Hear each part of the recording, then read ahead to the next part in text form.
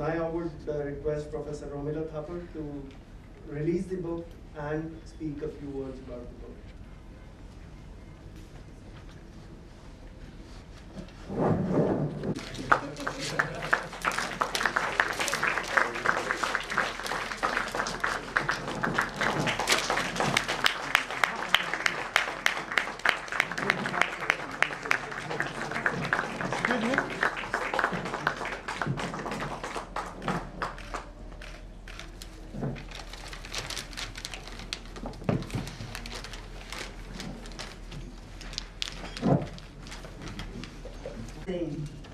That I think I am least qualified to release a book on Gandhi and philosophy. I am neither a philosopher nor am I a historian of contemporary India. But I have a tiny link, tiny, minute link with Gandhi, and I thought that maybe I should start by telling you this very short story. I did exchange half a sentence with Gandhi a lifetime ago. And in a curious way, it came to symbolize for me the need to go beyond the obvious and to go to what I call the context. So that's a little bit of what I'm going to be talking about. I was in school in Pune in the early 1940s, and Gandhi, when not in jail, would hold prayer meetings that we as students attended because we were all ardent young nationalists. One evening, I took my little autograph album to the meeting, and with much trepidation, and I can assure you it was extreme trepidation, I requested a signature from Gandhi. Remember, of course, that in those days there were no mobiles, otherwise I would have said, a selfie, please. He signed in the book, and when handing it back to me, asked, why was I wearing a silk salwar kameez? I should only be wearing khadi. And I agreed readily, and rushed home and said that from now on, I was only going to wear khadi. A resolution, like all good resolutions, which I forgot after a couple of months. But what did khadi mean, other than a particular kind of textile?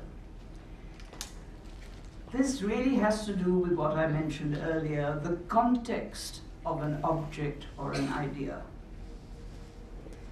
Books such as the one that has just been released are necessary for two reasons, it seems to me. Philosophical study has to enter into dialogue with its context, and the context has to recognize its philosophical hinges.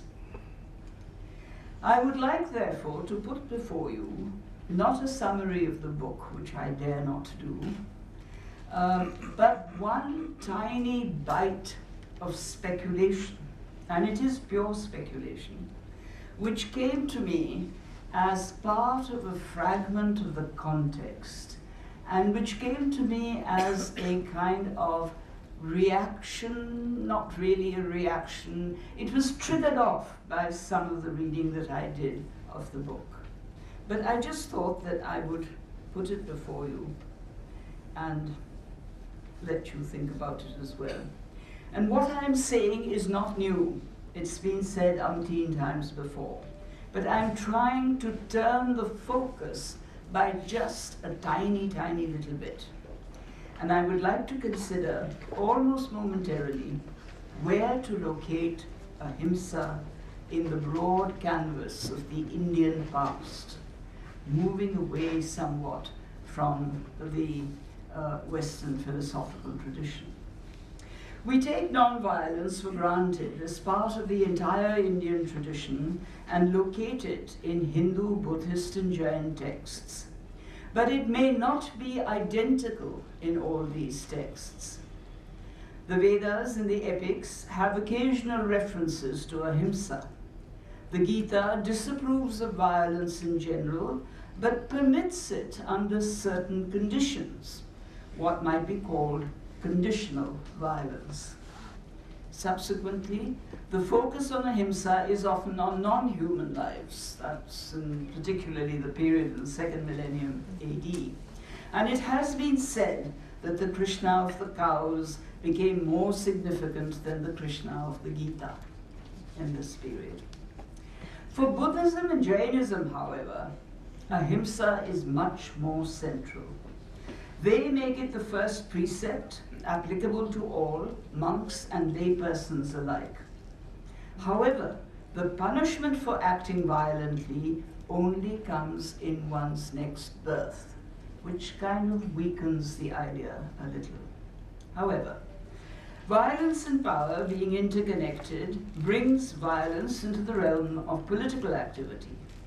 Conditional violence, as I call it, often arises out of political ambition, from assassinations to battles.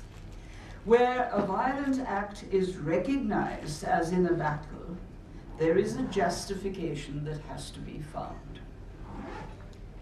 Gandhi was deeply impressed by the teaching of the Jain monk Rajchandbhai, whom he refers to in his writings, apart from his references to Ruskin, Thoreau, Trotsky, Shelley, and all of them.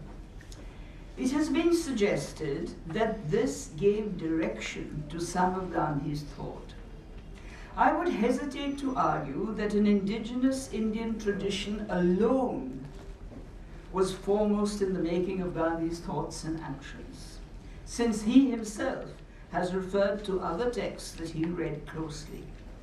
But I would like to consider that there was a prevailing tradition, in theory at least, and conceptually different, that may have nudged the formulation of his ideas, the source of which may well have been from elsewhere, both local and elsewhere.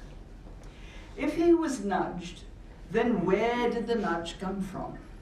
Was it the Gita, as he himself suggests, or was it perhaps the renunciatory tradition that, in theory, fully endorsed ahimsa?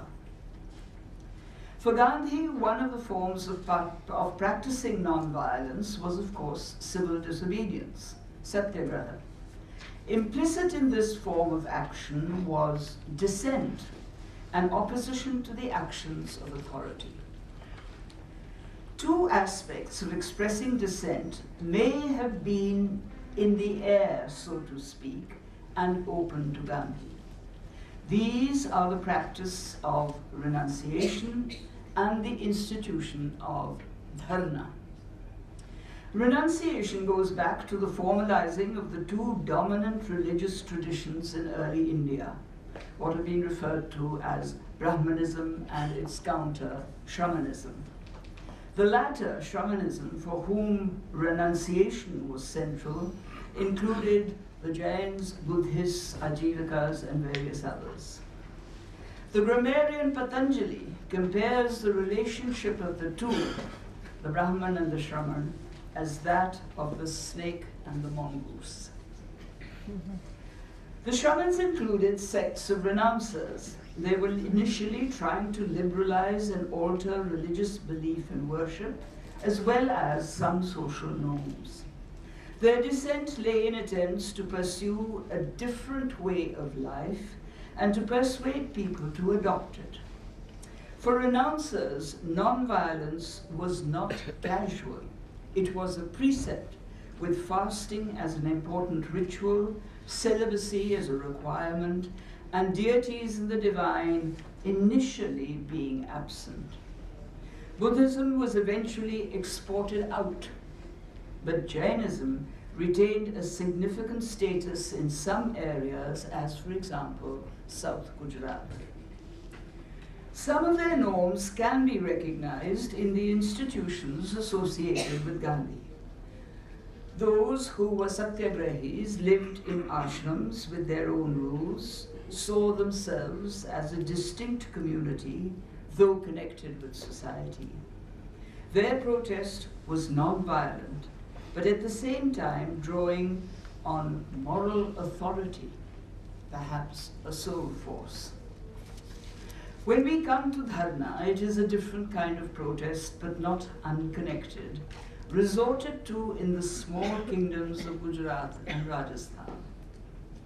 Only the bard, the charan, had the right to do a dharna, a fast unto death.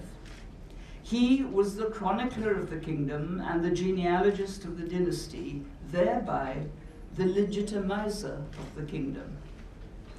The dharna would be against an action of the Raja that had been objected to by his praja, his subjects. For the protest to be legitimate, the person fasting had to be qualified to do so. It was a non-violent demand for justice, and the power of the bard, of the charan, may have seemed intangible, but not so his moral authority.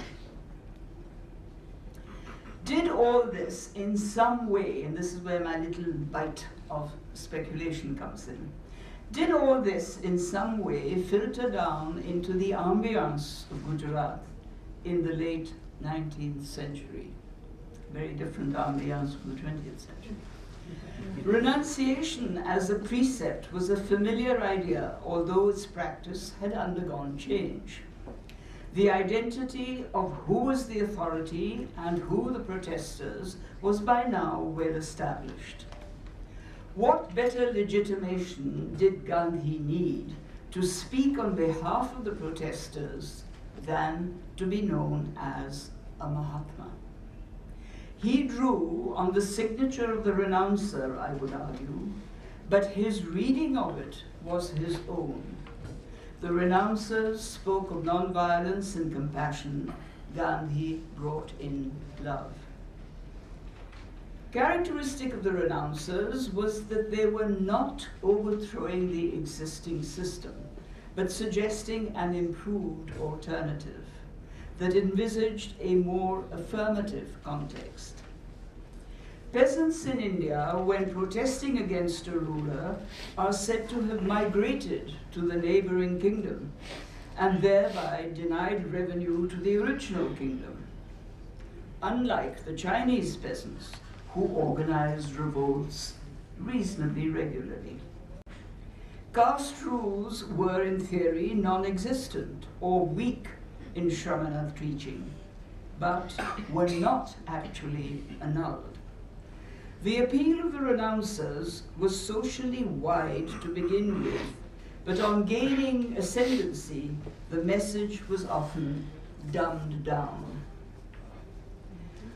The success of civil disobedience is dependent on non-violent action.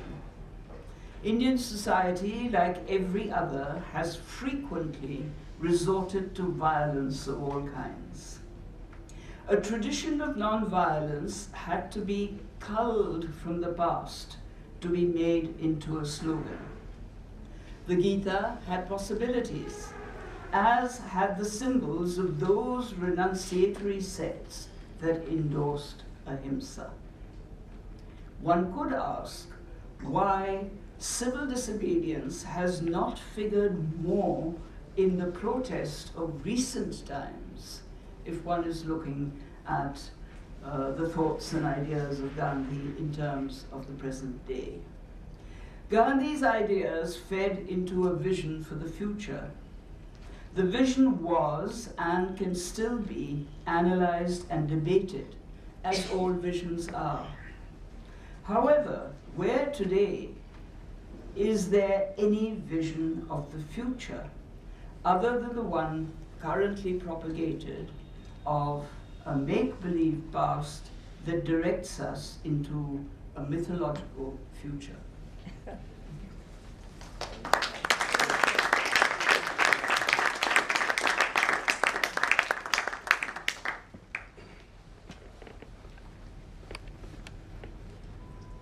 Thank you, Professor Thapar.